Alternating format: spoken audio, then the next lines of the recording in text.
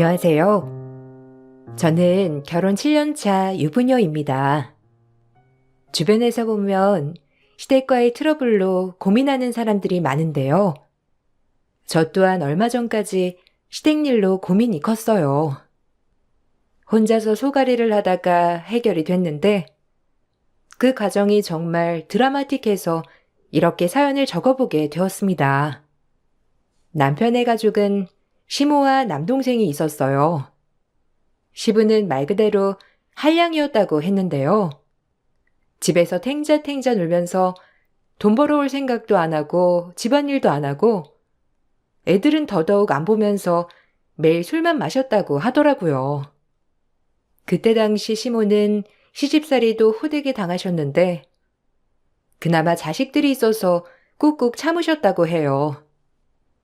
그렇게 살다가 아이들이 초등학교 들어갈 무렵에 남편의 한량짓에 도저히 참을 수 없다 생각하고 이혼해 자식들을 홀로 키우셨어요. 시모에 대한 얘기는 남편과 연애를 하면서 정말 많이 들었답니다. 엄마가 진짜 고생을 많이 하셨지. 출산하고 나서 일주일 쉬고 일을 시작했대. 아빠가 일을 안 하시니까 돈을 벌어야 살 수 있잖아. 그러면서 할머니는 엄마 엄청 괴롭히시고 힘들었지. 지금도 이혼하고 나서 나올 때가 생생하게 기억나. 그때가 나 초등학교 딱 들어갔을 땐데 나랑 동생 안 굶기려고 이런저런 일들 닥치는 대로 다 하셨었어. 그러면서도 매 저녁마다 밥도 다 차려주시고 집안일도 한번 밀리지 않았어. 항상 집에 가면 깔끔했던 게 기억나. 진짜 대단하시다. 어머님 얘기 듣다 보면 정말 대단하시다는 말이 절로 나오는 것 같아. 솔직히 그때는 여자 홀로 아이 키운다는 게 쉬운 일도 아니잖아. 대단하신 것 같아. 지금까지도 계속 일하시는 거 아니셔? 들어보면 이제는 좀 쉬셔도 되지 않을까 싶었는데 자식들한테 기대지 않고 살고 싶다고 하셨잖아. 그것만 봐도 정말 대단하신 것 같아. 나도 그럴 수 있을까 싶기도 하고. 맞아. 나는 그래서 존경하는 사람이 우리 엄마야. 진짜 우리 엄마라서 그런 게 아니라 정말 치열하게 열심히 사셨거든. 그 모든 걸 내가 옆에서 봐왔고, 나였어도 그렇게 하지 못했을 거야. 근데 동생은 생각이 다르더라고. 나는 엄마가 치열하게 살면서 우리한테 해줄 수 있는 건 다 해줬다고 생각을 하는데, 동생은 너무 구질구질하게 산다고 생각하는 것 같아. 그래서 좀 답답해. 아직 잘 몰라서 그럴 수도 있어. 동생 입장에서는 어머님이 좀 더 편하게 사셨으면 좋겠다 생각해서 그럴 수도 있지. 생각하는 게 다를 수 있으니까. 노후 준비도 다 해두셨다고 하신 거 아니었어? 그런데도 계속해서 일을 하신다는 게 정말 대단하신 것 같아. 어머님 저번에 뵀을 때는 진짜 인사하시고 너무 편안하게 해주셨는데 진짜 마음이 단단하시다. 맞아. 중간에 아빠가 애들도 있고 다시 합치자고도 했었는데 엄마가 거절했었거든. 그때는 아빠가 정신 차렸다기보다는 엄마가 잘 살고 돈도 잘 버니 같이 살면 좋을 것 같다 생각을 했던 것 같아. 근데 엄마는 그렇게 되면 우리한테 별로 좋지 않을 거란 걸 아셨던 거지. 덕분에 나도 정신 차리고 살 수 있었고. 그나저나 동생은 그런 거 생각도 안 하는지 흥청망청이라 고민이네. 시모는 하루도 쉼없이 일을 하셨고 그러면서도 자식들을 위해서는 아끼지 않으셨죠. 남편은 시모가 고생하는 걸 옆에서 보고 자라면서 착실하게 컸지만 남동생은 그러지 않았던 것 같았어요. 성인이 되고 나서 갑자기 사업을 시작하겠다고 하면서 사업 자금을 달라고 한 적도 있었고 사업이 잘 안 돼서 취업을 하고 난 후에도 이곳저곳 정착하지 못하고 다니다 그만두기를 반복했어요. 시무와 남편의 가장 큰 고민도 둘째 아들이었죠. 연애를 하면서 남편의 동생을 자주 봤던 것은 아니지만 간혹 들었을 때는 대책 없이 오늘만 사는 사람 같았어요. 그에 반해 남편은 항상 성실하고 착실한 사람이었고 제조업 기업에 10년 넘게 꾸준히 다니면서 회사에서도 차곡차곡 단계를 밟아나가고 있었죠. 그렇게 저는 남편과 연애를 하다가 결혼을 결심하게 되었고 결혼을 할 때 시모는 결혼 자금이라면서 저에게 통장을 주시기도 했어요. 은경아, 결혼 준비한다는 말을 듣고 나서 나 역시 고민이 많았어. 사실 우리 집이 애들 아버지도 없으니 홀시어머니라 부담스러워하지는 않을까 싶기도 했거든. 그래도 이렇게 결혼을 한다고 하니 고맙기도 하고 미안하기도 하구나. 아들들을 키우면서 나 역시 일이 바쁘다는 이유로 잘 챙겨주지 못했거든. 그래서 나름 잘 키운다고 했는데도 부족한 부분이 있을지도 몰라. 어머님, 그런 건 전혀 걱정하지 않으셔도 돼요. 어머님에 대한 얘기는 정말 많이 들었어요. 오히려 너무 존경스럽고 대단하다고 생각했는걸요. 저희 집에서도 어머님 정말 대단하시다고 말하세요. 그리고 어머님이 얼마나 사랑으로 자식들을 키우셨는지 저에게 하는 말이나 행동 모두 다 너무 어른스럽고 성숙해서 오히려 어머님께 감사드려요. 잘 키워주셔서 감사합니다. 고맙다, 은경아. 나를 좋게 봐줘서 정말 고마워. 그리고 이거 너희 결혼 준비하면서 부족한 게 있으면 편하게 써라. 이거 내가 예전부터 모아온 결혼 자금이야. 아무래도 너한테 이제 줘야 할 때가 된 것 같아서 큰 돈은 아니지만 너희 작은 집 마련하는 데에는 보탬이 되지 않을까 싶다. 부족한 게 있을지도 모르지만 서로 의지하면서 살다 보면 잘 살 수 있을 거다. 어머님, 감사해요. 그렇지만 어머님, 마음만 받겠습니다. 어머님이 평생 고생하시면서 모신 돈을 그냥 받을 순 없어요. 차라리 잘 두셨다가 나중에 저희가 정말 필요할 때 도움을 요청할 때 그때 받을게요. 지금은 저희도 저희 힘으로 시작을 하려고요. 양가 부모님 손 벌리지 않고서 저희끼리 스스로 시작을 하고 싶어서 그런 거예요. 정말 감사합니다. 아니야. 이건 받아줘. 지환이 결혼할 때 주려고 아주 어릴 적부터 생각을 했던 거니까. 내가 열심히 아들들 키운다곤 했지만 부족한 부분이 있을지도 몰라. 곁에서 잘 알려주고 혹시라도 힘들면 언제든지 나한테 말해주렴. 이걸 받는다고 해서 나한테 더 잘할 필요는 없어. 이건 지환이 몫이었으니까. 지환이가 장가 갈 때까지 내가 책임지기로 다짐했었거든. 잘 사는 게 보답하는 거니 너희끼리 잘 살면 돼. 시모는 따뜻하고 정이 많으신 분이셨고 대외적으로는 여장부 스타일이셨지만 가정에서는 누구보다 따뜻한 엄마, 시어머니셨어요. 결혼을 하고 난 후에도 시집살이라곤 하나도 없을 정도로 편안했고 오히려 시모께서 저희보다 더 바쁘셨죠.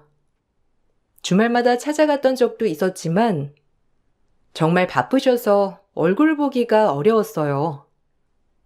명절에도 여행 가라며 비행기 티켓까지 끊어주시기도 했습니다. 그만큼 제 생각을 누구보다 많이 해주셨던 분이 바로 시모셨어요. 시모의 시집살이는 한 번도 없었지만 예상외로 골치가 아픈 사람이 있었는데 바로 도련님이었죠. 도련님은 남편과는 다르게 아주 자유분방한 사람이었어요. 한 번은 늦은 저녁에 갑자기 신혼집으로 찾아와 형과 술 한 잔을 마시겠다면서 술상을 내오라고 시켰던 적도 있었습니다.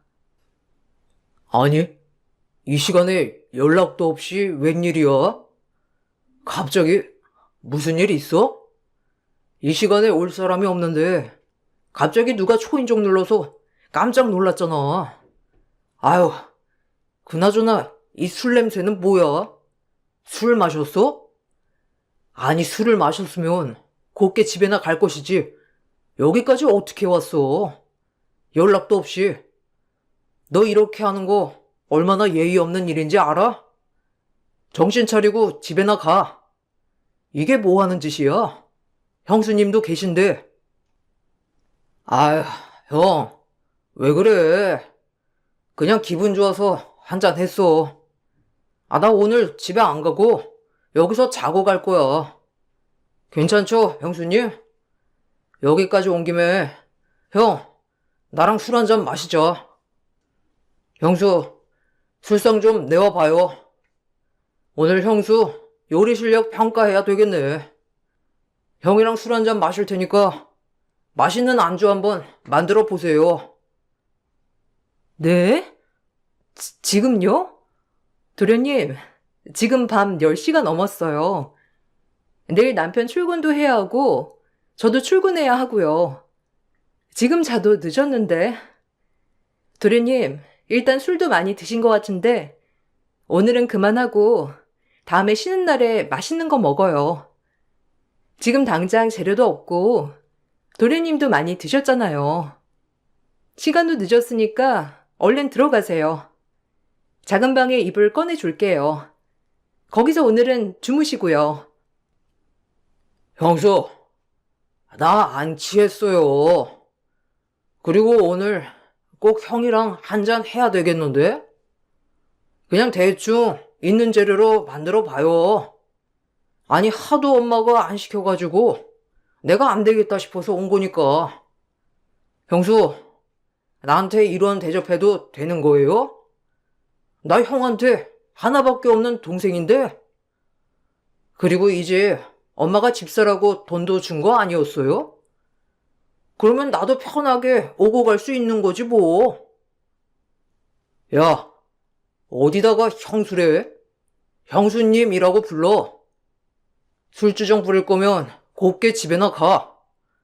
어디다 대고 형수님한테 버릇없게 구냐? 정신 좀 차려라. 엄마 너 때문에 속상해 하는 거 안 보여? 제발 나이 먹고 철없는 짓 그만해. 그리고 지금 몇 시인데 술을 마셔? 내일 출근 안 해? 너 또 일 그만둔 거 아니지? 엄마가 겨우겨우 알아보고 너 들어가라고 한 거잖아. 제발 좀 정신 차리고 술은 그만 마셔. 아, 형, 꼰대네. 요즘 누가 한 직장에 오래 다녀? 안 맞는다 싶으면 그만두는 거지. 엄마한테 말해야 되겠다. 형수가 밥상도 한번 안 차려줬다고. 이렇게 내쫓았다고 말해야 되겠네. 형수, 엄마가 앞에서는 엄청 잘해주는 것처럼 하지만 뒤에서는 다 보고 있는 거 알죠? 내가 형수 이렇게 나한테 대한 거 알면 엄마 속으로는 무척 욕하실 텐데. 그러면 안 되는 거 아닌가?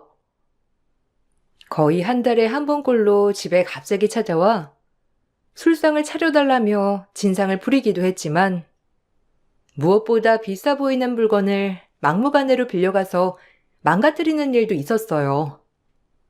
남편이 타고 다니던 차가 오래돼서 친정에서 출퇴근할 때 쓰라면서 차를 사주시기도 했는데 그때 딱 그 차를 보더니만 갑자기 도련님이 차가 고장이 났다면서 잠시 빌려가겠다고 한 적이 있었죠.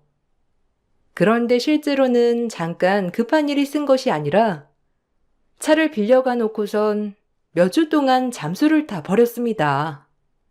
나중에 시간이 지나고 뻔뻔하게 나타나서는 잘 썼다면서 아무 일 없다는 듯 가지고 온 적도 있었어요. 너 진짜? 도대체 뭐 하는 자식이냐? 너 진짜 제정신이야? 자수리 할 때까지만 며칠 사용한다고 해놓고선 지금 몇 주 동안 연락도 안 받고 뭐 하는 거야? 적어도 연락이라도 받아야 하는 거 아니야? 급한 일이라고 사정사정해서 빌려줬더니만 지금 뭐 하는 거야? 너 그리고 엄마한테도 연락 안 했어? 집에도 안 들어오고 자꾸는 이게 뭔데? 진짜 정신 안 차릴래? 아, 아유, 미안. 형한테 내가 말 안 했나? 나 여자친구랑 여행 갔다 왔어. 솔직히 내 차 오래되기도 하고 연비도 안 좋잖아. 형 차 끌고 나가면 여자친구도 좋아할 것 같아서 잠깐 빌렸어. 미안. 여자친구가 엄청 좋아하더라고. 덕분에 잘 썼어. 아, 그리고 형, 이거 보험 가입되어 있지? 아니, 차는 좋은데 왜 이렇게 안 튼튼하지? 주차하다가 살짝 부딪혔는데 스크래치가 생각보다 많이 났더라고. 보기에만 좋지 내구성은 영 별론가 봐. 뭐? 너 진짜 도른 거냐? 그냥 가지고 가서 탄 것도 모자라서 사고까지 냈어? 진짜 제정신이 아니구나. 너 이거 내가 산 차도 아니고 처갓집에서 타라고 선물해 주신 거야.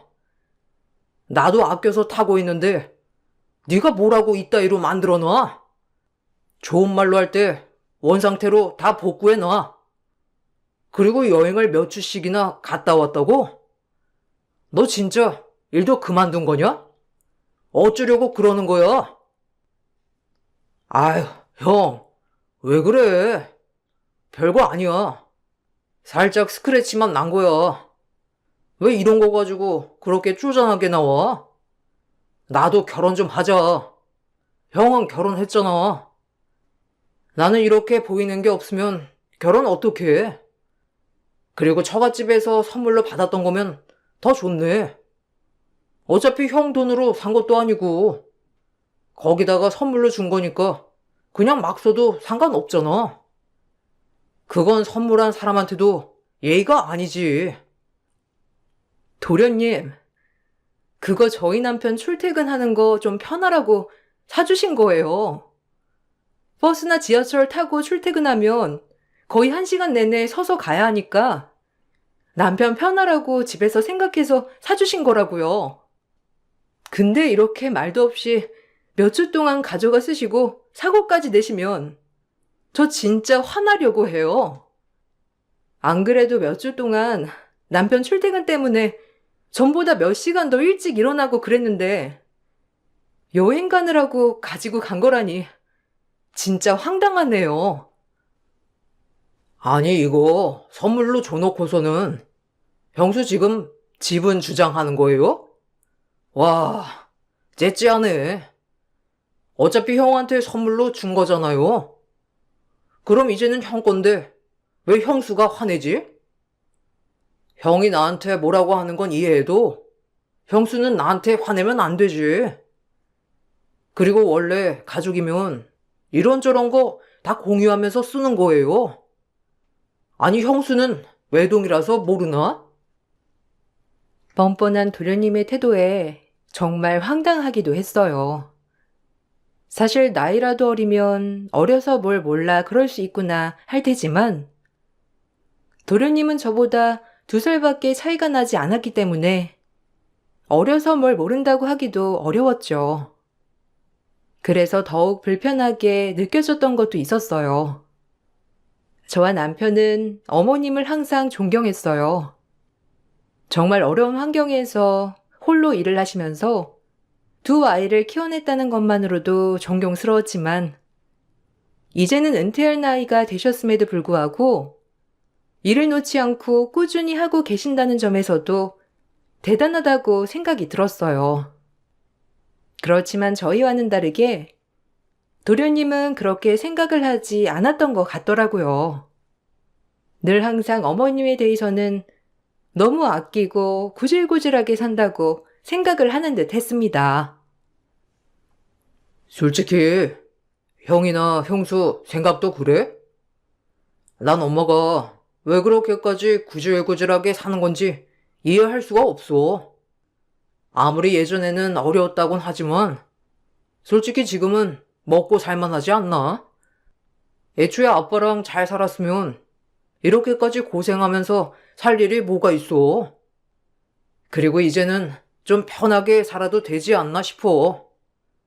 아직도 이러면서 돈 버는 거 보면 여자친구네는 집안이 엄청 좋아가지고 항상 여유롭고 그런데 우리는 뭔가 쪼들리는 느낌이야. 내가 결혼하고 싶어도 창피해서 말 못하겠어. 도련님, 그게 무슨 소리예요? 어머님이 뭐가 창피해요? 저희 어렵지 않고 잘 살고 있어요. 어머님도 마찬가지시고요. 어머님처럼 지금까지 한결같이 일하시는 분이 어디 있다고 그러시는 거예요? 어머님 들으시면 서운하시겠어요. 그리고 어머님은 도련님한테 해줄 만큼 다 해주셨잖아요. 그렇게 따지면 도련님이 어머님이 지원해 주신 것도 다 안 좋게 끝내신 건 아니에요? 그건 내 탓이 아니죠. 형수, 솔직히 말해보면 엄마가 좀 더 능력 있고 빵빵했으면 내가 사업 하나 말아먹는다고 해도 다시 일으켜 세워줄 수 있을 만큼 도움이 됐겠지. 엄마가 젊었을 적부터 돈 많이 벌어놓았으면 지금까지 일을 하고 있었겠어요? 나도 그래도 염치가 있으니까 다시 사업을 하고 싶어도 도와달라고 말도 못하잖아요. 어쨌든 엄마가 노후 준비한다고 열심히 일하는 것 같은데 난 엄마 노후 책임 못 져요. 도련님, 너무 철이 없으신 거 아니에요? 어머님이 누구한테 노후를 책임져 달라고 하실 분도 아니겠지만 어머님은 해주실 수 있을 만큼 최선을 다해서 해주셨잖아요. 그렇게 생각을 하시면 너무 서운하죠. 도련님이 이렇게 일도 안 하면서 탱자탱자 놀면서도 삼시세끼 따뜻한 밥 먹을 수 있는 것도 피곤한 몸 누워서 편하게 잘 수 있는 것도 다 어머님 덕이잖아요. 그럼 어머님 노후도 저희가 책임질 수 있는 거 아니에요? 아이고, 형수, 착한 척 그만해요. 형수가 그런 거 어떻게 알아요? 어쨌든 전 책임 안 질 테니까 착한 형수랑 형이 다 책임지던지. 엄마는 형만 좋아하잖아요. 어차피 나는 엄마가 예뻐하지도 않고 예뻐한 적도 없어요. 사업 한번 해서 말아먹었다고 이렇게 지원도 안 해주고 그러는 게 어디 있어? 그리고 그거 다 엄마가 다 선택한 거니까 엄마가 책임져야지 어쩌겠어요. 시모는 누구보다 열정적이고 열심히 사셨고 항상 절약하는 것이 습관이 되셨어요. 노후를 위해서도 있지만 누구보다 자식들을 사랑하셨던 분이셨기 때문에 자식들을 위해서 아끼며 사셨던 것이었죠. 그도 그럴 것이 자식들이 필요한 것이 있다고 하면 모든 것을 다 퍼주셨는데 도련님에게도 마찬가지였지만 헛된 꿈을 꾸고 있었던 도련님은 정신 차리지도 않고 항상 직업도 바꾸고 아무것도 없는 상태에서 사업만 하겠다고 난리를 피웠어요. 처음에는 도련님에게 적극적으로 지원을 해주셨지만 사업장만 오픈하고 나서 노력도 하지 않는 아들을 보면서 더 이상의 지원은 아들을 망치는 길이다 생각을 하셨던 것이죠. 그 뜻을 모르고 도련님은 항상 시모가 저희만 좋아한다고 말을 했고 그 때문에 시모의 가장 큰 걱정거리가 도련님이었어요. 너도 알다시피 우리 지영이 너무 철이 없어. 그래서 내가 정말 걱정이다. 내가 눈 감기 전까지 걔 철이 들지 모르겠네. 지혜비 탱자탱자 놀면서 돈만 쓰고 있는 거 배우지 말라고 힘든 상황에서도 이혼하면서 치열하게 살았는데 지영이한테서 그 모습이 보이니 정말 속이 다 못 살겠구나. 얼마 전에는 여자친구랑 결혼해야 한다면서 돈을 달라고 하는데 정말 내가 자식을 잘못 키웠나 싶다. 어머님, 너무 걱정하지 마세요. 그래도 언젠가는 철이 들겠죠. 뒤늦게 철드는 사람도 있다고 하잖아요. 저 역시 저희 부모님한테는 항상 철없는 딸이에요. 어머님이 어떤 게 걱정하시는지 잘 알고 있어요.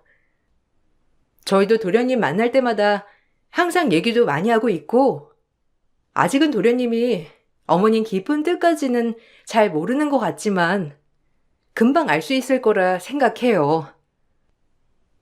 그럴까? 난 너무 걱정이다. 애들한테 해줄 수 있는 만큼 다 해주면 애들이 알아서 고마움을 느끼고 감사함을 느낄 거라고 생각을 했는데 그게 아니구나. 결혼을 한다고 하더라도 걱정이야. 밖에서 보이는 지영이는 멀쩡해 보일 수 있지만 사실상 그런 게 아니잖니.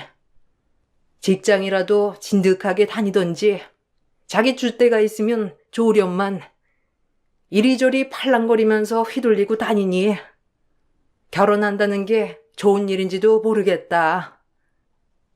어머님, 저희가 잘 얘기해 볼게요. 지원 씨도 요즘은 도련님이랑 자주 얘기하려고 노력하더라고요. 도련님도 그래도 어느 정도 생각이 있을 테니 어려운 일 있으면 옆에서 잘 도와줄 거예요. 어머님, 너무 걱정하지 마시고 조금 더 시간을 두고 지켜봐요. 철없는 시동생은 시간이 지나도 철들 줄 모르고 어린애처럼 굴었어요. 그런 시동생이 결혼을 할 여자라면서 여자친구를 데리고 왔죠.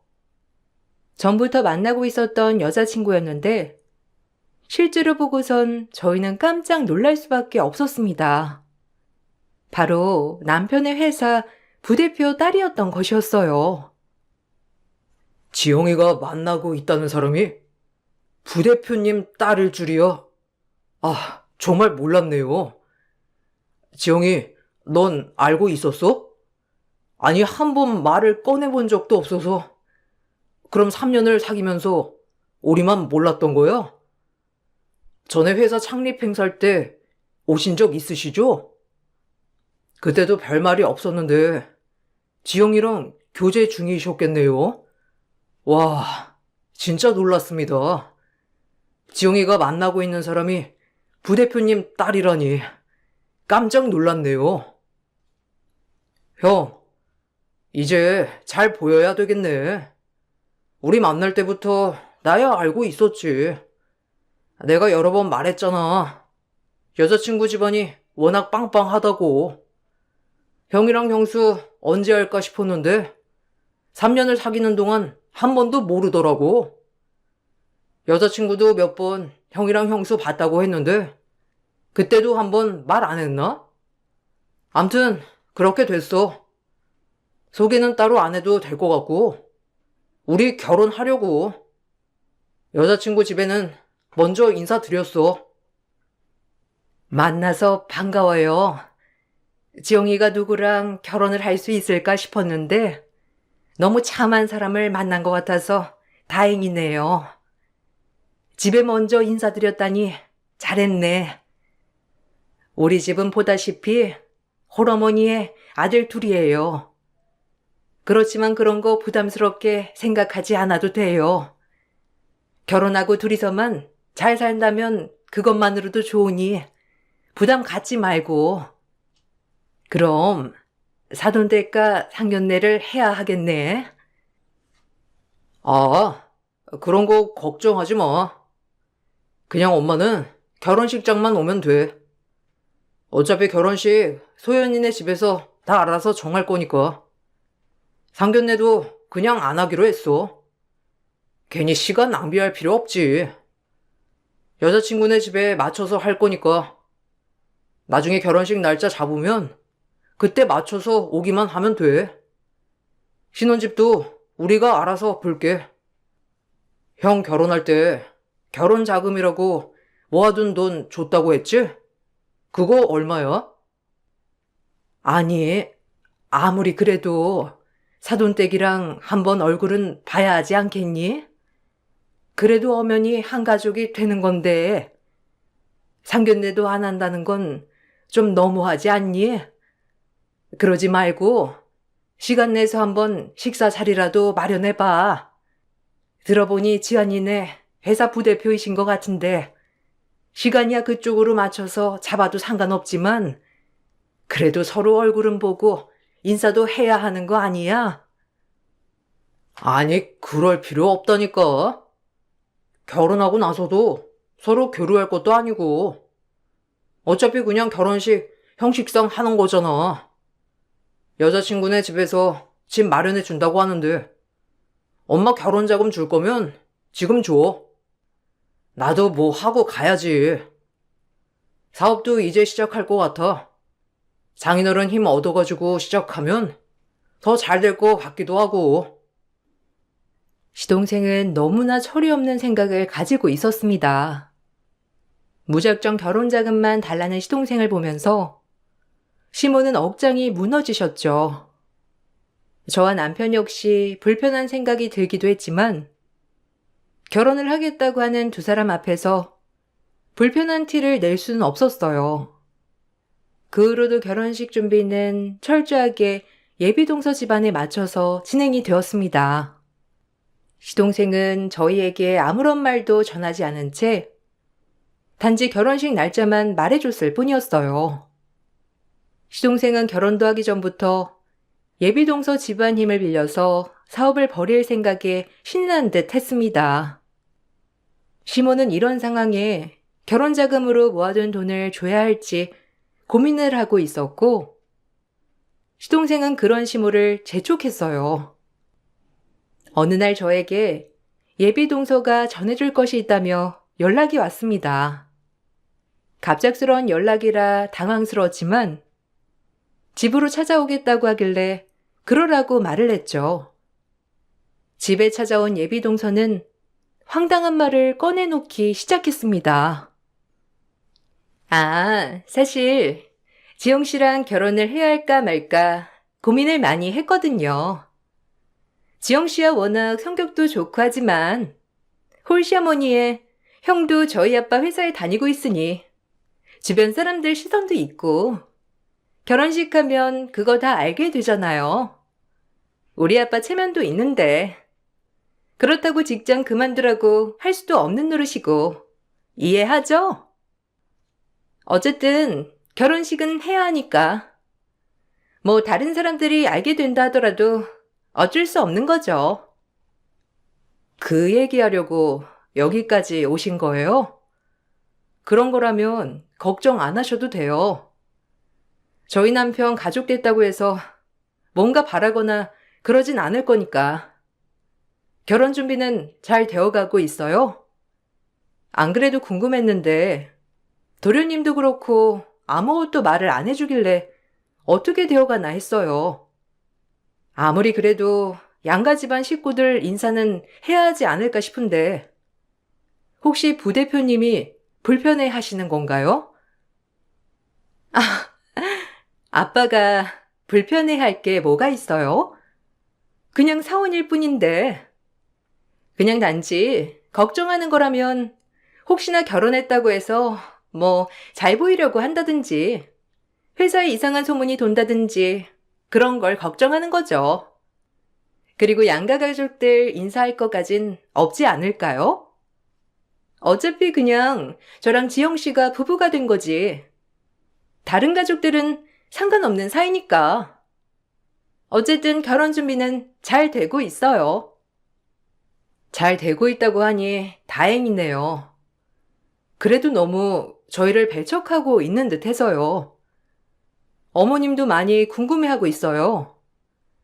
제가 먼저 결혼을 하긴 했지만 한 번도 시집살이 없으셨고 오히려 저희보다 더 바쁘신 게 어머님이세요. 그러니까 혹시라도 시집살이 때문에 경계하시는 거라면 그럴 필요 없다고 말해주려고요. 그러니 결혼 준비를 하는 동안에는 저희한테도 얘기도 좀 해주고 교류를 좀 하는 게 어떨까 싶은데요. 돌려 말하니까 잘 못 알아듣네. 아니, 결혼은 저랑 지영 씨가 하는 거지. 다른 가족들은 상관없지 않아요? 그리고 홀시어머니건 뭐건 상관없어요. 어차피 지영 씨만 보고 하는 결혼이니까. 애초에 조건 따졌으면 지영 씨랑 연애도 시작 안 했겠지만. 어쨌든 이건 좀 선 넘는 것 같은데요? 저한테 잘 보여야 할 텐데. 저한테 잘 못하면 아주버님 승진 물 건너가는 거 알죠? 아무리 그래도 이런 식으로 무리하게 굴면 안 되죠. 먼저 결혼했다고 꼰대짓은 다 하고 있네. 네? 뭐라고요?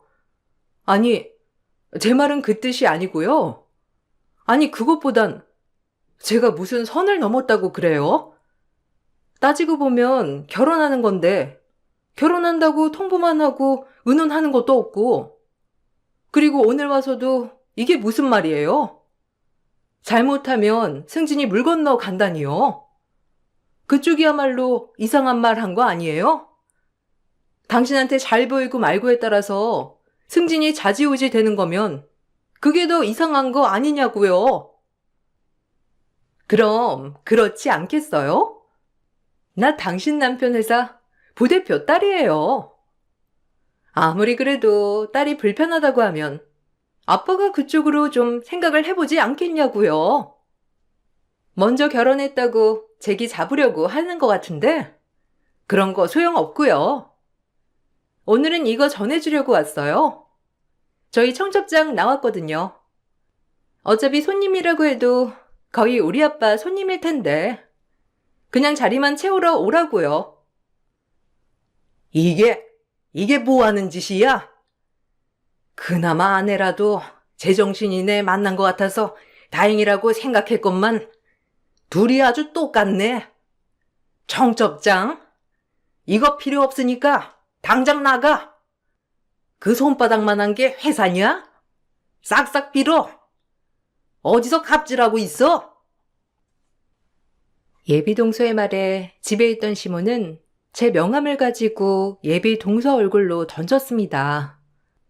사실 예비 동서가 막무가내로 찾아오기 전 시몬은 시동생 결혼 때문에 걱정이 앞서 저희 집으로 온 상태였거든요. 방에서 기다리고 계셨던 시몬은 예비 동서가 하는 말을 듣고선 참다 못해 뛰쳐나오셨고 길길이 화를 내셨어요. 그리곤 제 명함을 예비 동서에게 던지셨습니다. 전 남편 회사의 원청업체 대표이사였기 때문이었죠. 남편 회사의 원청업체는 원래 제 아버지가 하는 회사였습니다. 그곳에서 어릴 적부터 일을 했고 전 대표이사로 재직을 하고 있었어요. 하청업체의 부대표 딸이 찾아와 자신에게 잘 보이지 않으면 남편의 승진에 영향이 있을 수 있다는 황당한 말에 저도 화가 났지만 시몬은 더욱더 화가 나셨습니다. 그 후로 시몬은 저희 아빠에게 연락을 하셨어요. 당신이 자식을 잘못 키워 하청업체 부대표 딸인 사람이 저에게 남편 승진을 빌미로 압박을 가했다면서 미안하다고 사과를 하셨죠. 이렇게 아빠의 귀에 이 사건이 들어가게 되면서 아빠는 하청업체를 교체하는 상황까지 이르게 되었어요. 남편은 회사를 그만두었고 저희 회사로 들어오게 되었어요. 워낙 능력도 좋았던 사람이었지만 의리로 회사에 쭉 있었던 것이었거든요. 예비동서는 이 사건으로 저에게 사과를 하러 찾아오기도 했어요.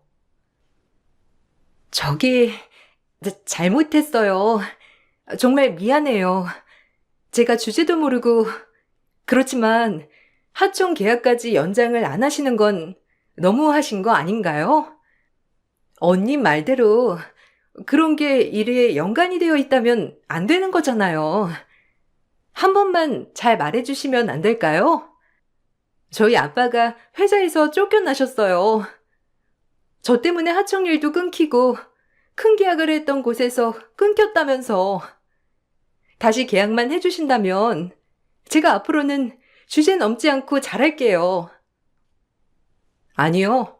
그럴 필요 없습니다. 그쪽이 무슨 생각으로 지금까지 살아왔는지 잘 알겠네요. 도련님이 그나마 제대로 된 사람 만나서 정신 차리나 했더니만 똑같은 사람을 데리고 와서 참 놀랐어요. 제가 그쪽 아버님 회사와 연관이 안 되어 있었다면 그쪽이 지금 나한테 와서 사과라도 했겠어요? 안 했겠죠. 미안합니다. 정말 미안해요. 제가 그러려고 그런 건 아닌데 그냥 결혼하고서 텃세 부리는 건 아닐까 싶어서 기분 나쁘게 했다면 죄송해요. 어머님께도 사과드리고 싶은데 연락을 안 받으셔서요. 지금 저희 집도 난리가 났어요. 그건 그쪽이 책임을 져야죠. 저희도 거래는 신뢰로 하는 겁니다. 그쪽을 알지 못했으면 모를까. 이미 서로 다 알게 됐는데 계약을 제대로 할 수 있겠어요? 그쪽도 그렇게 말했잖아요. 자기한테 잘못 보이면 우리 남편 승진은 없는 거라고. 그런 거랑 마찬가지 아니겠어요? 사과할 필요 없습니다. 다신 볼 일도 없겠네요. 그 뒤로 시모는 시동생도 내쫓았습니다. 결혼을 하든지 말든지 상관없다면서 이제는 아들은 하나로 생각을 하시겠다면서 냉정하게 내쫓으셨어요. 처음 시동생은 예비동서 집안으로 들어가 살 생각이었지만 제 직장에 대해서 말을 안 해줬다면서 예비동서 집안에서는 시동생을 안 받아줬다고 하더라고요. 그 뒤로 시동생은 온갖 일을 하면서 겨우겨우 하루 일당을 벌며 지냈고 그제야 엄마가 얼마나 고생을 하면서 자신들을 키웠는지 알게 되었다고 해요. 시모는 아직까지 시동생을 용서할 생각이 없다고 하셨어요. 이번 기회로 시동생이 정말 정신 차려서 자신의 인생을 스스로 잘 꾸려나갔으면 좋겠네요. 제 긴 사연을 들어주셔서 감사합니다. 항상 행복한 하루 보내시길 바랄게요. 안녕하세요. 저는 일산에 살고 있는 58세 여자입니다. 제가 신청한 사연을 많은 분들께서 봐주셨으면 좋겠어요. 그리고 충격적인 일을 저지른 시댁 집안과 형님이 얼마나 큰 잘못을 했는지 여러분들께서 제 글을 들어주시고 그 사람들에게 한 소리 해주셨으면 하네요.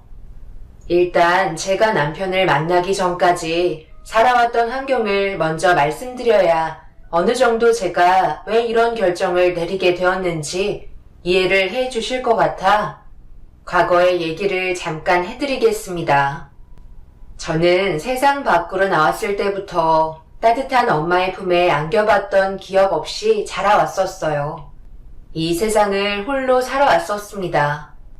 제 집이 보육원이었고 원장님을 엄마로 생각하면서 언니 오빠들의 치열한 경쟁 속에서 살아남으며 자라왔었고 성인이 되고 사회로 나왔을 때는 부모 없이 자란 고아라는 타이틀이 언제나 뒤따라오며 괴롭혔었어요. 그런 외로움 삶 속에 항상 꿈꿔오던 하나의 소원이 있었어요. 사랑하는 사람과 만나 행복하게 살면서 대가족을 이루는 게 제가 바라는 목표였습니다. 힘 닿는 데까지 아이를 낳아 시끌벅적 지지고 볶으면서 항상 살아있다는 걸 느끼고 싶었습니다. 그리고 남편을 만나게 되었고 결혼까지 할 수 있었어요. 시모는 저를 처음 봤을 때부터 하셨던 얘기가 집안의 대를 이어야 한다는 조건이었고 힘 닿는 데까지 아이를 낳아주길 바라셨습니다. 저에게는 시모의 조건이 문제가 되지 않았어요. 제가 바라는 게 아이를 많이 낳아 대가족을 꾸리는 거였으니까요. 외롭게 사는 건 원하지 않았기 때문에 긍정적으로 받아들였습니다. 남편의 집안은 잘 살아서 금전적으로는 걱정하지 않고 지낼 수 있었습니다. 그렇게 결혼하자마자 계획했던 대로 아이를 가지기 위해 노력을 했었고 처음으로 태어난 아이는 딸이었어요. 시모는 아들을 바랬지만 딸이라는 사실에 실망한 눈빛을 보였습니다. 하지만 다음에는 아들을 낳으면 된다고 부담을 주시지 않았어요. 그런데 제 위로 형님께서는 아이를 가질 생각을 하지 않더라고요.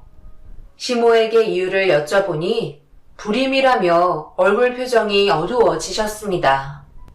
그때 당시 형님은 저와 나이 차이도 많이 났었고 판사라는 직업을 가지고 있어서 대단하다고 생각했었는데 모르고 있던 사실을 듣게 돼서 상당히 놀랐었죠.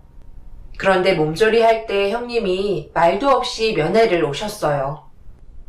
처음부터 좋은 결과가 왔으면 좋았겠지만 다음을 기약해야지 어쩌겠어. 동서도 어머님한테 들었겠지만 내가 몸이 별로 좋지 않아. 아무래도 직업이 스트레스를 많이 받아서 그런지 몰라도 아이를 가질 수 없는 몸이라고 하더라. 판사면 뭐해. 시부모님께 사랑도 못 받고 있는데 동서는 꼭 아들을 낳아서 이 집안의 대를 이어주길 바래. 그래야 어머님께 많은 사랑을 받을 수 있어. 어렸을 적부터 고아원 생활을 해서 외로움을 많이 탄다며. 그래서 아이를 많이 낳고 대가족을 이루는 게 목표라고 하던데 어머님께서도 집안이 시끌벅적한 걸 좋아하시거든. 이제 시작일 테지만 분명 좋은 결과가 올 수 있을 거야. 아들 낳으면 집안의 경사니까 동서한테도 분명 많은 부분에서 이득을 볼 수 있을 거고 하루빨리 그날이 왔으면 좋겠다. 어머님께서 얼굴이 어두우시니까 내가 너무 눈치를 보게 되거든. 숨 막혀서 살 수가 있어야지. 아들 낳을 때까지 고생 좀 해줘. 불임인 형님은 자존감이 많이 떨어져 있었어요. 아이를 가질 수 없는 몸이라는 이유 하나 때문에 판사라는 직업을 가지고 있어도 시모는 대를 이어줄 수 없다는 것 때문에 형님을 마음에 들어하지 않으셨어요. 형님과 대화를 나누고 있던 도중 시모가 들어오셨고 말도 없이 왔다고 온갖 안 좋은 말을 형님에게 퍼붓기 시작하셨습니다. 그 모습을 지켜보는데 너무 당황스러웠어요.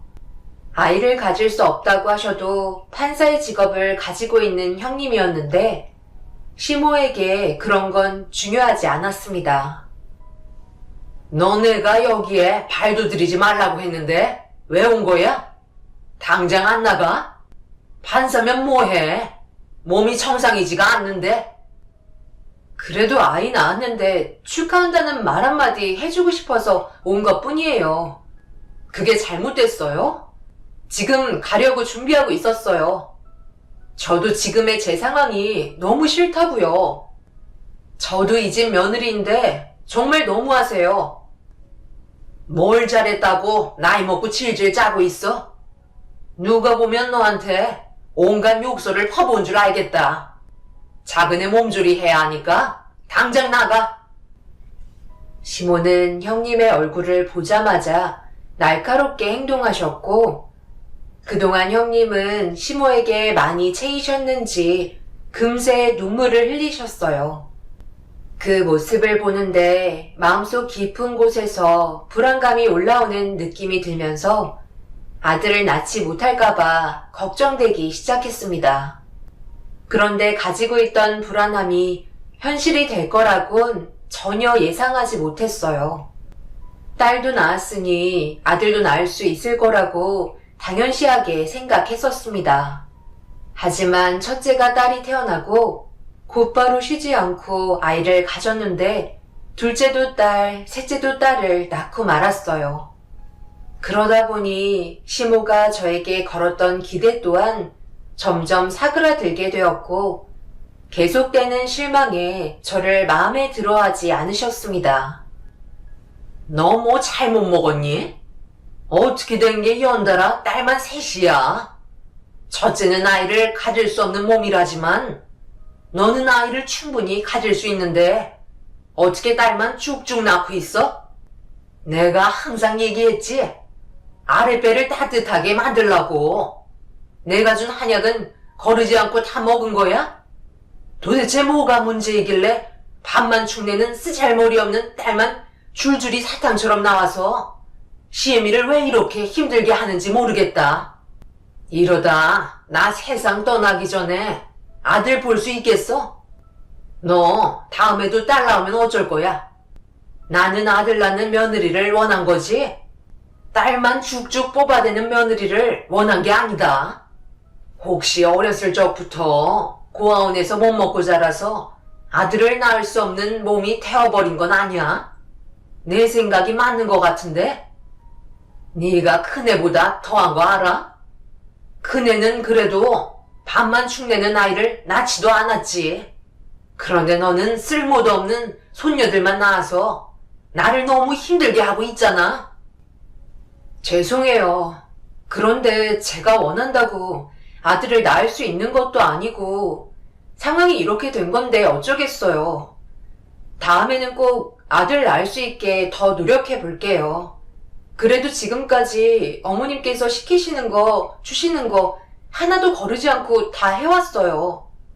그러니까 너한테 문제가 있다는 거야. 내가 그동안 먹으라고 준 것들 용한 데서 만들어 온 거고 주위에서는 전부 다 아들을 낳았다고 하더라. 너만 딸을 낳았어. 그러니 내가 속이 안 터져? 요즘 여자들과 다르게 어른한테 고분고분한 모습이 보기 좋아 아무런 조건 없이 아들 하나만 원했는데 내가 큰 걸 바라는 거야? 왜 이렇게 힘든 길을 택하려는지 모르겠다.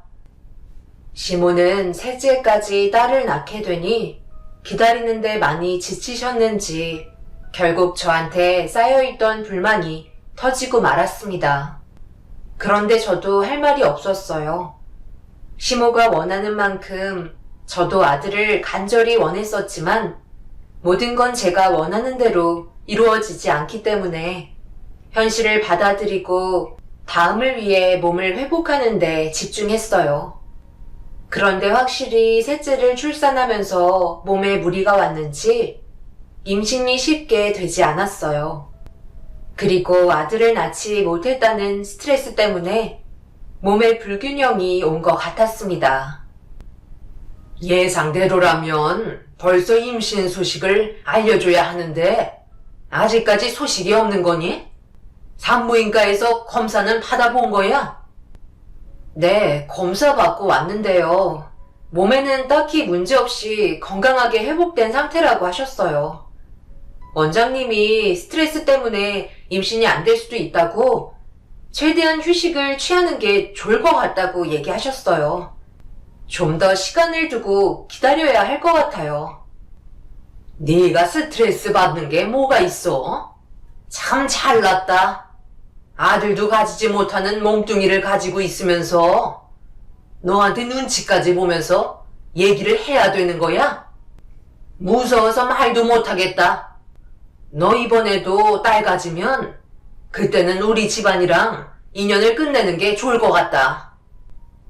네? 갑자기 그게 무슨 말씀이세요? 인연을 끝내라뇨? 그럼 그이랑 이혼하라는 말씀이신가요? 내가 처음에 뭐라고 그랬어? 다른 건 바라지 않고 오로지 대를 이어줄 아들 하나 원한다고 하지 않았니? 그런데 지금 네가 하는 짓을 봐봐라. 딸만 줄줄이 낳아버려서 돈만 축내고 있잖아. 우리 집안이 잘 산다 해도 원하지 않는 곳에 돈을 쓴다는 게 얼마나 아까운지 알아? 그런데 이번에도 또 딸을 낳으면 내가 모든 걸 혼자서 떠안으라고? 원하지도 않는 애들을 내가 왜 먹여 살려야 하는 건데? 지금에야 입에 들어가는 게 적다고 하지만 나중에 머리 크고 성인이 되면 돈이 얼마나 많이 들어가겠어? 대학까지 가면 한 명당 등록금도 무시할 수 없는 거라고. 내 말 무슨 뜻인지 알겠지? 나는 무료 봉사하고 싶은 마음이 없다. 그러니까 이번에는 무조건 아들 보게끔 노력하도록 해라. 그렇지 않으면 우리 관계는 여기까지다.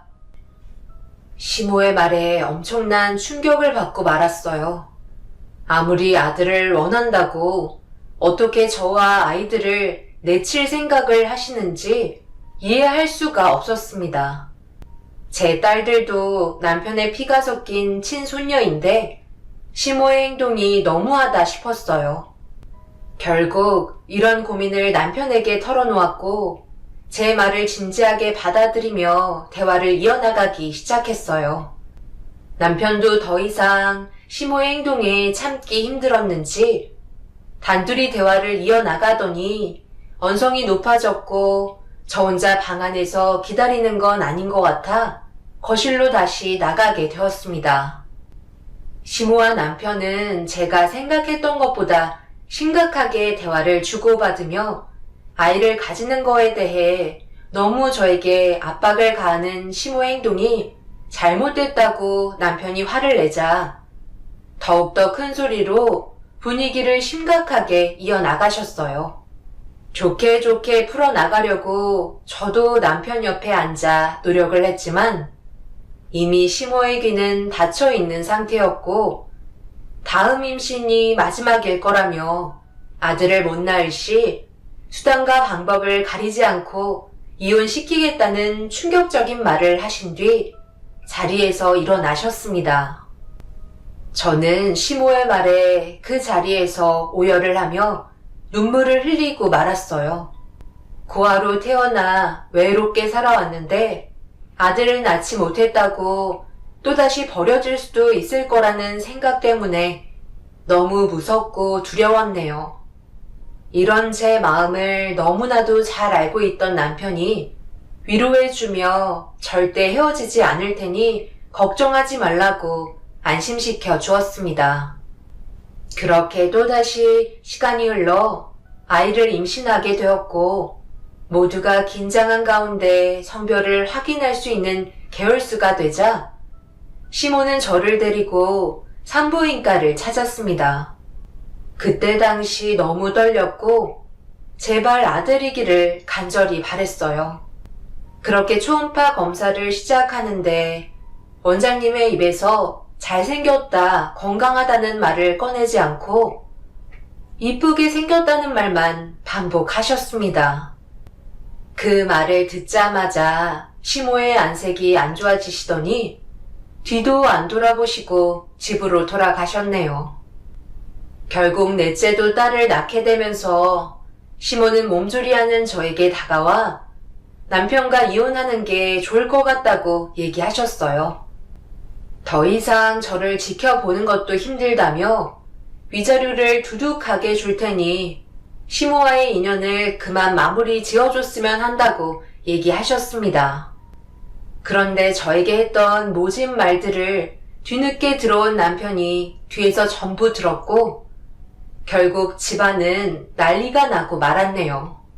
결혼 생활하면서 남편이 무서울 정도로 분노하는 모습을 처음 보게 되었고 시모도 살짝 당황한 듯 보였지만 물러나고 싶은 생각이 없으셨는지 무조건 이혼하라고 못을 박으셨습니다. 제가 이 사람이랑 결혼한 이유가 자식만 낳으려고 결혼한 줄 아세요? 솔직히 지금까지도 힘들게 참고 있는 거라고요. 무슨 애 낳는 기계도 아니고 아들 못 낳았다고 대우도 달라지는 것도 모자라 이제는 이혼까지 하라고요? 그걸 왜 어머니가 정하셔야 되는 건데요? 혹시나 해서 와봤더니 이제 막 출산한 사람한테 그런 상처되는 말을 해야 돼요? 고생했다는 말 한마디가 우선 아닌가요? 제가 어머니랑 인연 끊는 게 훨씬 더 빠를 것 같네요. 어차피 이렇게 된 이상 얼굴 안 보고 사는 게 좋겠어요. 처음에는 딸처럼 대해주겠다며 한 집에 같이 살게 유도해 놓으시고 정작 엄마가 그토록 원하는 아들 손자를 볼 수가 없으니 이제는 내치시겠다. 아들이 옆에서 전부 지켜보고 있는데 정말 너무한 거 아닙니까? 2번 다시 얼굴 볼 일 없을 테니 그런 줄 아세요. 네가 어떻게 엄마한테 그런 말을 할 수가 있어? 내가 너를 어떻게 낳았는데? 세상 떠난 너희 할머니는 나한테 안 그랬는지 알아? 그때랑 지금이랑은 비교 자체가 안 된다고. 너 위로 누나가 몇 명이나 있었는지 알아? 내가 그동안 말을 안 해서 그렇지. 너희 할머니께서 아들 하나로는 만족을 못 하셔서 하나 더 원하셨는데 너 위로 딸만 셋을 낳았었다. 뭐라고요?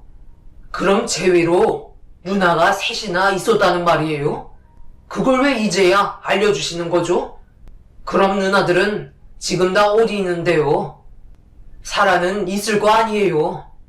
어떻게 이런 사실을 30년이 지난 뒤에야 알려주시는 거죠? 그때는 나도 너희 할머니께서 하신 행동을 이해할 수 없었는데 지금은 너무나도 그 마음이 공감이 된다. 너희 누나들은 2번 다시 찾을 수 없는 곳으로 떠났다. 해외 입양을 보내서 살았는지 세상을 떠났는지 생사조차 모른다. 이제야 엄마 마음을 이해하겠니? 대를 이어나가기 위해 너희들을 내가 어떻게 가졌는데 여기에서 대를 끊게 만들겠다고? 내가 그걸 용납할 것 같아? 나는 절대 받아줄 수 없다. 내가 위자료 먹고 살 만큼 챙겨줄 테니까 그만 내 아들한테 떨어져라. 그럼 이런 사실들을 아버지도 알고 계셨으면서 저를 속이고 계셨던 거네요. 이런 집안에 내가 태어났다는 게 정말 끔찍하고 얼굴도 모르는 누나들이 나 때문에 희생이 됐다는 걸 생각하니까 어머니 아버지를 절대 용서하고 싶지 않아요. 남편과 저는 시모의 과거에 대해 엄청난 충격을 받고 말았어요. 그런데 이해할 수 없는 건 과거의 아픔들이 저에게 대물림되고 있었다는 거에 온몸에서 소름이 돋고 있었습니다. 어디서 살고 있는지조차 생사를 알 수 없는 남편의 누나가 하나도 아닌 셋이나 있었다는 게 도저히 믿기 어려웠어요. 분노한 남편은 시모를 밖으로 내쫓아버렸고 시모는 남편을 향해 소리치며 엄마를 이해해줘야 한다며 산후조리실이 떠나갈 정도로 난리를 치고 말았습니다. 시모의 행동은 보복 심리 같은 거였어요. 아들을 낳기 위해 과거에 할머님께서 하셨던 것처럼 시모도 저에게 똑같이 행동을 하고 있었던 거였죠. 그래도 정말 다행이었던 건 시모가 제 딸들을 함부로 대하시지는 않아서 그나마 안심을 할 수가 있었어요.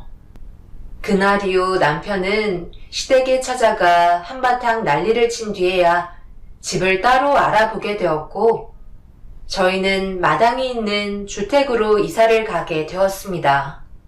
따로 살면서 좋았던 건 시모의 눈치를 안 봐도 되는 거였어요. 남편은 저 혼자 육아하는 게 힘들까봐 시댁에 있을 때처럼 아이를 돌봐주실 수 있는 분을 고용해줬고 처음으로 1년간 몸을 회복하는 기간을 가질 수 있었습니다. 그런데 저에게는 항상 허전한 무언가가 마음속에 자리 잡고 있었어요. 분명 집안이 시끌벅적하고 무럭무럭 자라는 아이들을 보면서 행복했지만 잠깐 남편과 바람을 쐬러 갈 때면 아빠와 아들이 함께 웃고 떠들며 즐겁게 시간을 보내는 걸 남편이 뚫어지게 쳐다보는 걸 몇 번이나 봤었기 때문에 저 또한 아들에 대한 욕망이 알게 모르게 마음속 깊은 곳에서부터 점점 자라나기 시작했고 결국 아들을 낳기 위해 힘 닿는 데까지 노력해보기로 결심을 하게 되었네요. 하지만 그 과정은 정말 쉽지 않았어요. 한 살 한 살 나이를 먹어갈수록 아이를 낳는 게 너무 힘이 들었습니다. 문제는 5째도 딸을 낳았고 6째, 7째도 딸을 낳게 되면서 남편은 더 이상은 힘들다고 포기하길 원했어요. 아들을 바라는 건 욕심일지도 모른다며 2손을 들어버렸습니다. 결국 아들의 얼굴을 한 번도 못 보고 딸만 7명이나 되어버렸죠. 남들은 아들, 딸 잘 낳고 사는데 저는 거의 매년마다 연년생으로 아이를 가졌음에도 아들 얼굴 한번 못 보고 평생을 살아야 한다는 게 너무 억울했어요. 제 자신이 너무 한심스럽고 남편에게 부족한 아내가 되어버린 것 같아 우울증이 오게 되었고 매일 밤 눈물로 밤을 지새우게 되었네요. 그렇게 모든 걸 포기한 채 현재의 삶에 만족하며 7명의 딸들과 함께 행복하게 살기로 남편과 결정하게 되었고 현실을 받아들이며 잘 살고 있었는데 어느 날 갑자기 몸이 좋지 않았어요. 딸을 7이나 낳게 되니 몸 상태만 봐도 대충 알 수 있었습니다. 남편과 상의한 끝에 정관 수술을 결정했는데 몸의 반응은 임신이 되어 있는 상태였습니다. 예상하지 못한 상황이라 너무 놀라 남편에게 이 사실을 알렸고 갑자기 찾아온 아이 때문에 저희는 너무 당황스러웠어요. 그리고 정관 수술을 받았던 곳에 다시 찾아가 남편의 상태를 확인해 보니 극히 드물게 풀리는 경우가 있는데 남편이 수술은 잘 됐지만 풀려버렸다고 진단 결과를 알려주었네요. 준비되지 않은 아이였기 때문에 마음의 준비도 되어 있지 않은 상태였어요. 7도 한계에 도달해서 매일이 전쟁인데 8번째 아이까지 태어난다고 상상하니 앞날이 막막했습니다. 그런데 예상하지 못한 상태에서 찾아왔었기 때문에 무언가 기대감 같은 게 있었어요. 그리고 저희 가족에게 찾아온 아이는 정말 말도 안 되는 기적을 가져다 주었습니다. 8번째로 찾아온 아이의 성별이 아들이라는 말에 엄청난 충격을 받았고 원장님께 몇 번이나 되물으며 그동안에 힘들었던 날들이 물밀듯이 밀려오면서 기쁨의 눈물을 흘리고 말았어요. 그렇게 간절히 바라던 아들이 세상 밖으로 나오게 되었고 남편이 제일 기뻐하며 좋아해 주었네요. 그런데 아들을 낳았다는 사실을 듣게 된 형님이 저희에게 아낌없는 축하를 해준 뒤 집으로 돌아가셨는데 시모에게까지 말이 전달이 됐는지 제가 있는 산후조리실에 시모가 찾아왔습니다. 그리고 제 품에 안겨있는 아들을 보며 급하게 달려와 조심스럽게 말을 건네셨네요. 너도 정말 독하다. 어떻게 애를 8번째까지 낳을 수가 있는 거지? 이럴 줄 알았으면 그렇게까지 모질게 대하지 않았을 텐데. 내가 다 잘못했다. 애미야, 나도 좀 손자를 안아볼 수 있을까? 거의 10년 만에 그토록 바라던 아들 손자를 보는 건데 품에 안아볼 수 있게 해줄 수 있지? 그 잘생긴 얼굴 좀 가까이에서 보고 싶구나. 내가 이렇게 부탁하마. 한 번만 안아보게 해다오. 시모의 간절한 눈빛에 제 품에 안겨있던 아들을 시모에게 건네주었고 그토록 바라시던 아들 손자를 보셔서 그런지 눈물을 보이고 계셨어요. 그런데 뭔가 분위기가 이상하게 흘러가기 시작했고 갑자기 시모의 얼굴 표정이 바뀌더니 말도 안 될 정도로 저에게 충격을 안겨주었습니다. 솔직히 너는 지금 딸만 7이라 애들 제대로 키울 수나 있겠니? 아무리 아이들을 돌봐주시는 분들이 옆에 붙어 있어도 소홀해지기 마련이다.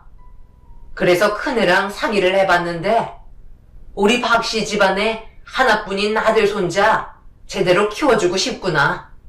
생각해봐라. 너는 고아원 출신인데 그 꼬리표가 자식에게까지 붙어갈 테고 그럼 앞으로 살아가는데 얼마나 많은 시련과 부딪히겠니? 하지만 큰애는 판사잖아. 판사라는 한마디에 모든 게 끝나는 거야. 그만큼 세상이 바라보는 시선들은 전부 다 똑같은 거라고. 큰애가 앞으로 잘 키워주기로 결정했으니까 그런 줄 알거라. 내 말 무슨 뜻인지 이해했지? 네가 10달 품어 힘들게 세상 빛을 보게 해줬는데 앞으로 인생은 끝장나게 살게 해줘야 할 거 아니니? 앞으로의 대우가 달라질 거다. 너 품에 있어봤자 일반 회사원밖에 더 되겠어? 그런데 판사의 아들로 태어나면 인생 자체가 바뀌는 거라고. 시애미 말이 무슨 뜻인지 충분히 이해했지? 그럼 그렇게 알고 먼저 자리에서 일어나도록 하마. 시모는 갑자기 돌발 행동을 하셨고 아이를 데리고 밖으로 나가려 하시길래 너무 놀라 시모의 팔을 잡으며 안 된다고 비명을 질렀지만 이미 시모는 저를 쳐다보지 않으셨고 잡고 있던 팔을 뿌리치며 뒤도 안 돌아보고 뛰쳐나가셨네요. 말도 안 되는 일이 펼쳐진 순간 산후조리실에 계신 분들께 도움을 요청했지만 시모는 이미 건물 밖으로 빠져나간 상태였고 남편에게 급하게 전화를 걸어 이 사실을 알린 뒤 서둘러 해결해 주기를 바랬어요. 제가 한 말에 경악을 하며 바로 아들을 데려오겠다고 전화를 끊은 뒤 저는 발만 동동 구른 채 산후조리실에서 남편이 오기만을 기다리고 있었습니다. 하지만 남편은 아들을 데려오지 못했어요. 시모가 잠수를 타버린 상황이라 쉽게 찾을 수가 없었다며 이 문제를 해결하기 위해 경찰에 신고를 해놓은 상태였습니다. 아무리 아들 손자가 귀하게 태어났다고는 하지만 형님의 품에서 키우게 하려 했다는 게 너무나도 큰 충격이었어요. 정말 다행이었던 건 시모는 오랜 시간 걸리지 않고 경찰에 붙잡히면서 아이를 다시 제 품으로 돌려받을 수 있었습니다. 그날 이후 시모의 얼굴은 2번 다시 안 보고 살았어요. 어떤 일이 벌어질지 몰라 너무 무서웠고 남편도 온 가족과 인연을 끊게 되었습니다. 분명 아들 손자를 낳아줬기 때문에 다시 좋은 가족 관계를 형성할 수 있을 거라 생각했었는데 그건 제 착각이었고 말도 안 되는 일을 꾸몄다는 게 너무 소름이 돋았네요. 그날 이후 안전하게 인연을 끊고 살아왔었어요.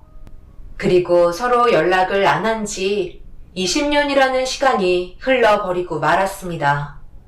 다행히 남편의 사업이 꾸준하게 잘 유지되어 오고 있어서 계속해서 넓은 주택으로 옮겨 다니며 삶의 질을 높여왔고 저희 가족은 행복하게 잘 지내고 있었습니다. 20년의 세월 동안 눈물을 흘릴 때도 많았고 어려운 위기들도 몇 번 왔었지만 지금은 하나의 추억으로 남아버렸죠. 제가 그토록 바라던 대가족이 형성이 되면서 서로가 의지하며 지내는 모습을 보고 있으니 너무 좋았습니다. 저는 혼자서 외롭게 자라왔었기 때문에 아이들은 그런 외로움을 느끼게 해주고 싶지 않았어요. 과거에는 아이들을 키우는데 많은 어려움이 있었지만 다 키워놓고 자기 앞가림을 할 수 있을 정도의 성인이 되니 잘한 결정이라는 걸 느낄 수 있었네요. 그런데 20년이라는 시간이 흐르고 또다시 문제가 저희 가족에게 다가왔어요. 시모의 건강 상태가 좋지 않다는 소식이었죠. 아무래도 세월이 흐른 만큼 시모의 건강도 비켜갈 수 없었습니다. 결국 저희 가족들은 시모의 마지막 순간을 보기 위해 시댁을 찾게 되었고 세상을 떠나시게 되는 모습을 지켜보게 되었네요. 아무 말 없이 제 손을 잡아주며 눈물을 흘리시더니 눈을 감으셨고 판사 형님도 건강 악화로 집에서 아주버님과 요양하며 지내고 있다는 걸 듣게 되었습니다. 서로 떨어져 지낸 세월이 길다 보니 시모가 떠났어도 큰 아픔이 전달이 되지는 않았어요. 제가 받았던 상처도 있었기 때문에 더욱더 그런 것 같았습니다. 시모가 세상을 떠나시고 남편과 아주버님은 상의한 끝에 몸도 가누기 힘들어 하시는 시부를 요양원으로 모시게 되었고, 시댁의 집을 처분하기 위해 온 가족이 한데 모여 짐들을 정리하고 있는데, 아들이 가져온 하나의 물건에 모두가 경악을 하고 말았습니다. 작고 네모 모양으로 된 목함이었는데, 침대 밑에 있었다며 저에게 건네준 목함 상자를 여는 순간 그 안에는 탯줄 여러 개와 이름과 주소 하나가 적혀 있었어요. 그런데 제가 들고 있는 목함을 형님이 보는 순간 경악을 하며 물건을 뺏었고 순식간에 집안은 난장판이 되고 말았습니다. 남편이 형님의 손에 들어간 목함을 다시 빼서 정확하게 확인한 순간 주소가 적힌 쪽지의 위치를 확인해 보니 어느 고아원이었고 형님의 얼굴 표정은 점점 하얗게 질려가기 시작했습니다. 뭔가 느낌이 좋지 않다는 걸 알게 된 저희는 주소가 적힌 곳으로 움직였어요. 그렇게 도착한 고아원에서 알게 된 충격적인 사실에 너무 놀라 그 자리에서 주저앉고 말았습니다. 예전에 시모가 남편이로 3명의 누나가 있었다고 했었는데 그 사람들의 이름이었고 해외로 입양 보냈다는 사실을 듣게 되었습니다. 그런데 또 하나의 이름과 탯줄을 확인한 고아원 원장님은 한 명은 시설에서 보살핌을 받고 있을 거라며 또 다른 주소를 알려주었고 그 한 명의 존재를 확인하기 위해 장애인 복지 시설을 찾아간 순간 너무 놀라고 말았어요. 형님과 얼굴이 상당히 비슷해 보였지만 몸의 장애를 겪고 있었습니다. 그제서야 대충 어떤 상황인지 감이 오게 되었고 남편과 저는 형님을 찾아가 지금의 상황이 어떻게 돌아가는 건지 물어보게 되면서 말도 안 되는 변명을 듣게 되었네요. 장애인 복지시설에 한 사람이 보살핌을 받고 있던데 그 사람 형수님의 자식이었어요? 설마 장애가 있다고 버린 건가요? 날짜를 보니까 제가 해외에서 생활하고 있을 때였는데 그때 무슨 일이 있었던 거죠? 형도 이 사실을 알고 있었던 거야? 우리가 이런 결정하고 싶어서 그랬는지 알아? 그 아이가 아들이었지만 태어난 걸 확인했을 때 장애를 가지고 있었어. 그걸 어머님께서도 모든 걸 지켜보고 계셨고 우리는 결단을 내려야만 했다고. 장애를 가진 아이를 평생 돌봐줄 자신도 없었고 어머님께서는 집안에 장애가 있는 아이는 용납할 수 없다며 그 아이를 데리고 보육원으로 데려간 거야. 당연히 몰래 놓고 오셨지만 어머님께서는 본인은 더 큰 일도 했었다며 나에게 목함이 있는 탯줄과 이름을 보여주셨어. 그리고 3명의 딸이 있었는데 입양을 보냈다는 말을 듣게 되었고 그 목함 안에 내가 낳은 자식의 탯줄과 이름을 같이 넣어놨던 거야. 어머님의 말대로 하니까 어느 정도 마음의 안정이 되더라고. 내 자식을 버렸지만 목함 안에 있는 탯줄이 꼭 버리지 않은 것 같은 느낌을 주었어. 나도 장애를 가진 아이는 싫었어. 아들이었지만 평생을 돌봐주고 싶지 않았다고.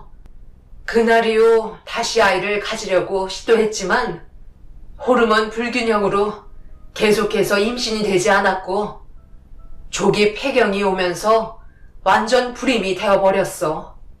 그렇다고 장애인 복지시설에서 살고 있는 내 자식을 다시 데려와서 평생을 수발들며 내 인생을 허비하고 싶지 않다고. 형님의 말에 저희 가족은 전부 경악을 했어요. 시모는 세상을 떠났지만 과거에 얼마나 악행을 저질렀는지 알 수 있었고 제 딸이 무사하다는 것만도 감사하게 생각했었습니다. 결국 이런 사실들이 밝혀지고 지금 현재 입양을 보냈던 남편이로 3명의 누나들을 찾고 있는 중입니다.